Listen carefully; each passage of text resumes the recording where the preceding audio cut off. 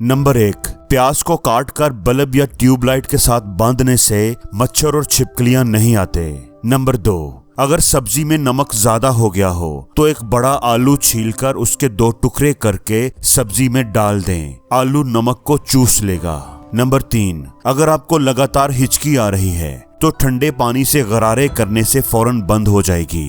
Number 4, अगर आप दूध को किसी वजह से फ्रिज में नहीं रख पा रहे तो गर्म करते वक्त उसमें एक इलायची डाल दें, उससे दूध एक लंबे अरसे तक खराब नहीं होगा। नंबर 5, भूख ना लगने पर 1 गिलास गर्म पानी में काली मिर्च, नमक और नींबू का रस मिलाकर पीना चाहिए। नंबर 6, सब्जी अगर थोड़ी सी जल जाए तो उसमें 2 चम्मच दही मिला दें तो खाने में जले का जायका नहीं आएगा। नंबर 7, दही को अच्छा और जल्दी जमाने के लिए रात को दही जमाते वक्त उसमें कच्ची हरी मिर्च डाल दें, जबरदस्त दही जमेगी।